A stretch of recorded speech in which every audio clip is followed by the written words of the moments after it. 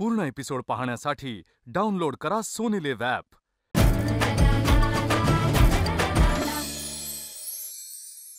नमस्कार, मी मधुरा।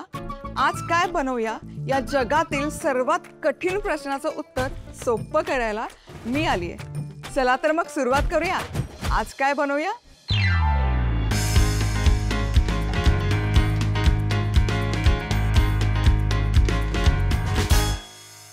आज आपण 1 किलोच्या अचूक प्रमाणात कुरडई कशी बनवायची ते बघणार आहोत। सो आता इथे 1 किलो मी हा लोकवान गहू घेतलेला आहे। गव्हाची कुरडई करायची असेल ना तर शक्यतो खपली गहू वापरावा, त्याची कुरडई छान होते। पण मी इथे लोकवान गहू घेतला। अगदीच खपली नसेल तर घरात जो अवेलेबल आहे तो घ्या। सो इथे मी 1 किलो लोकवान गहू घेतलेला आहे। हा गहू छान स्वच्छ धुवून घ्यायचा 3 ते 4 वेळा। धुण्यापूर्वी निवडून घ्यायचा, पाखडून घ्यायचा, जेणेकरून त्यात काही खडे असतील, माती असतील तर ते निघून जाईल। चला तर मग गहू इथे छानपैकी स्वच्छ धुवून घेतलेले आहे। आता यामध्ये पाणी घालायचं। गव्हामध्ये कचरा, पोरकीड वगैरे काही नाही ना, हे नक्की चेक करा गहू वापरण्यापूर्वी। आता पाण्यामध्ये 3 दिवस हे गहू आंबवून घ्यायचे। पण 3 दिवस गहू आंबवत असताना दर दिवशी यातलं पाणी आपल्याला उपसून काढायचं। चला, आता हे गहू मी भिजण्यासाठी ठेवले होते। 1 दिवस पूर्ण झालेला आहे, तुम्ही बघू शका। हलके हलके गहू फुलायला सुरुवात झाली आहे। आता आहे ना, या स्टेजला काय करायचं, या स्टेजला यातलं पूर्ण पाणी उपसून काढायचं। गहू 2-3 वेळा स्वच्छ धुवून घ्यायचे, पुन्हा ताजं पाणी टाकायचं आणि पुन्हा हे भिजण्यासाठी ठेवून द्यायचं। आता हा आहे डे 2। आता आज पण 2 दिवस गहू भिजलेले आहेत। आज पुन्हा हे स्वच्छ धुवून घ्यायचे, खळखळून धुवून घ्यायचे स्वच्छ पाण्यामध्ये। यातलं पाणी उपसून काढून द्यायचं, ताजं पाणी घालायचं आणि पुन्हा आता आणखी 1 दिवस हे भिजण्यासाठी ठेवून द्यायचं। आणि आज आहे डे 3। येस, तिसऱ्या दिवशी पण सेम प्रोसेसच करायची। तिसऱ्या दिवशी देखील गहू स्वच्छ धुवून घ्यायचे। तिसऱ्या दिवशी तुम्ही बघू शकाल ते छान टमटम फुगलेले आहेत। तर तिसऱ्या दिवशी देखील गहू स्वच्छ धुवून त्यातलं पाणी उपसून काढायचं, त्यामध्ये पाणी घालायचं आणि पुन्हा 1 दिवसासाठी ठेवून द्यायचं। असं पूर्ण 3 दिवस आपल्याला हे गहू आंबवून घ्यायचे। चला, आज आहे डे 4, चौथा दिवस आहे। 3 दिवस व्यवस्थित गहू छान आंबलेले आहेत आणि तुम्ही बघू शकाल गहू मस्त असे टपोरे फुललेले आहेत, हलकसे ना असे स्वेल झालेले आहेत आणि छान असे दिसत आहेत। रंगही त्याचा छान बदललेला आहे। जो सोनेरी रंग होता तो हलकासा पांढरट सोनेरी झाला आहे। आता पुन्हा यातलं पाणी काढून घ्यायचं आणि स्वच्छ हे गहू धुवून घ्यायचे। आता चौथ्या दिवशी हे गहू स्वच्छ धुवून झालेले आहेत। आता हे गहू घ्यायचे मिक्सरच्या भांड्यात, यामध्ये पाणी घालायचं आणि व्यवस्थित वाटून घ्यायचं। खूप फाईन पेस्ट करायची गरज नाही आहे, असं थोडंसं हलकंसं भुसभुशीत वाटून घ्यायचं। सगळं हे छानपैकी भिजवलेले गहू वाटून दळून घ्यायचं। आता हे छान वाटून झालं आहे आपले। आता काय करायचं, हे जे वाटण तयार केलं आहे यातलं आहे ना, हा जो भुसा आहे यामध्ये पाणी घालायचं आणि पाणी घालून हा स्वच्छ करून घ्यायचा। आणि हा जो भुसा आहे यातलं पाणी पिळून पिळून पिळून भुसा बाजूला काढून घ्यायचा। आता हा जो एका बाजूला जो पांढरं पाणी जमा झालेलं आहे ते आहे चिकाचं पाणी आणि एका बाजूला आहे भुसा। तर भुशामध्ये पुन्हा पाणी टाकून त्यातला चीक निघेपर्यंत हे छान 2 ते 3 वेळा पाणी घालून घालून घालून ते छान स्वच्छ करून घेणार। आता हे जे पांढरं चिकाचं पाणी आपल्याकडे तयार झालेलं आहे ना, त्यामध्ये आपल्याला फिरवायची आहे तुरटी। तुरटीमुळे काय होतं ना, चीक खाली सेटल व्हायला मदत होते, त्याचं पाणी वर तरंगतं आणि ॲट द सेम टाईम कुरडई पांढरी शुभ्र व्हायला मदत होते। त्यामुळे तुरटी जरूर फिरवा।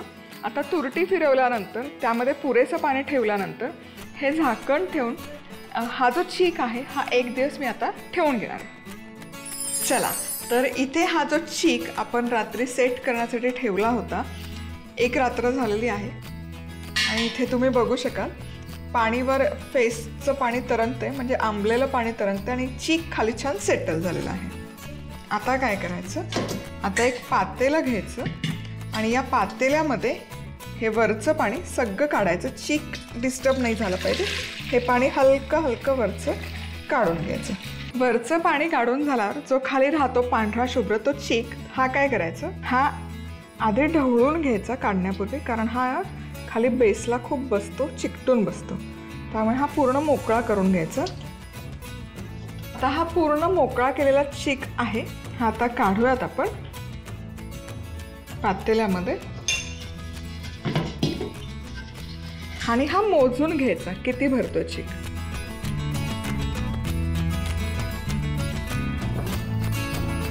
आता या पातेल्यात आहे ना, इथे ही एश दिसते, तितका तो चीक होता. आता याच्यातच मी पाणी घालून घेणार आहे. भांडं विसळून वगैरे घ्यायची गरज नाही आहे. हेच पाणी आता आपण गरम करून घेणार आहोत. पातेल्यात मेजर केलेलं पाणी हे असंच छान जाड बुडाच्या पातेल्यामध्ये घालायचं.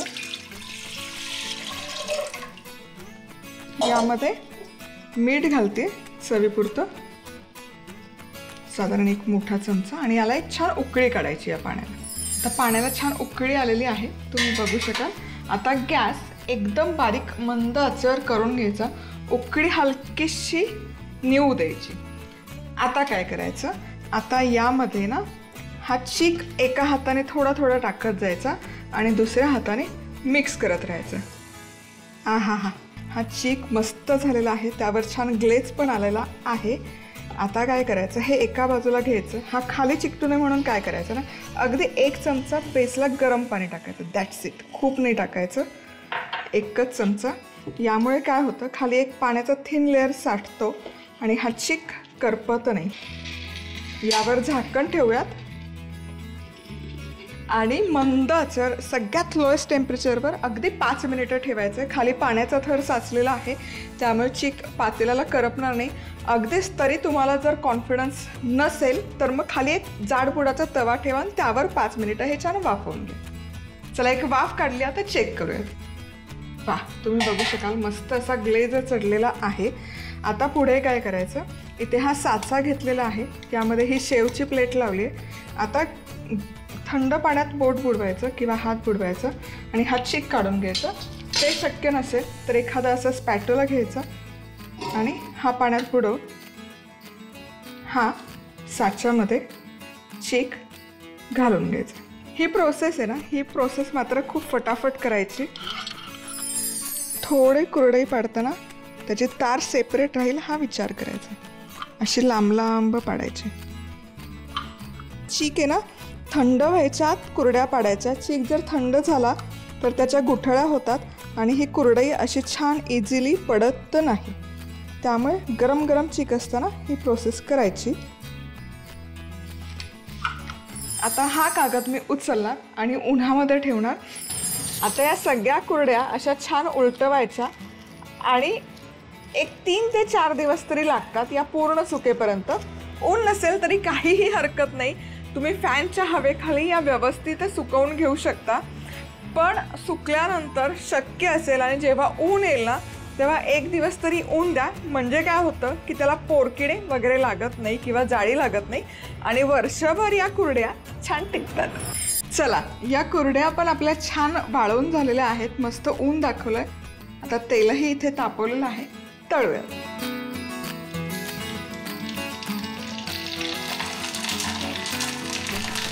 मस्त फुलतात या कुरड्या. क्या बात आहे. गव्हाची कुरडई करण्यासाठी लागणारं साहित्य: 1 किलो गहू, तुरटी, पाणी आणि चवीनुसार मीठ. गहू 3 दिवस भिजवायचा. दररोज धुवून घेत त्यातलं पाणी बदलायचं. 4थ्या दिवशी हा गहू स्वच्छ धुवून वाटून घ्यायचा. आता भुसा धुवून घेत चिकाचं पाणी गाळून घ्यायचं. त्यात तुरटी फिरवून हे मिश्रण रात्रभर झाकून ठेवायचं. वरचं पाणी काढून खाली बसलेला चीक वेगळा करायचा. आता चिकाच्या समप्रमाणात पाणी उकळून घ्यायचं.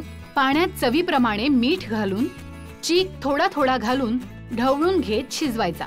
शिजलेला चीक साच्यात भरून त्याच्या कुरडया पाडायच्या आणि उन्हात 3 ते 4 दिवस वाळवायच्या. झाल्या आपल्या वर्षभर टिकणाऱ्या कुरडया तयार. आज आपण मस्त अशी खुसखुशीत ज्वारीच्या पिठाची पुरी कशी बनवायची ते बघतोय.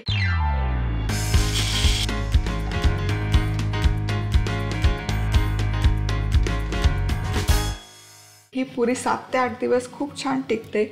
ती मस्त अशी खुसखुशीत लागते आणि तेलकट अजिबात होत नाही. ती तेलकट कमी होण्यासाठी काही टिप्स आणि ट्रिक्स या रेसिपीमध्ये तुम्हाला बघायला मिळतील. तर सगळ्यात आधी आपण याचं वाटण करून घेऊयात. पूर्ण एपिसोड पाहण्यासाठी डाउनलोड करा सोनी लिव्ह ॲप.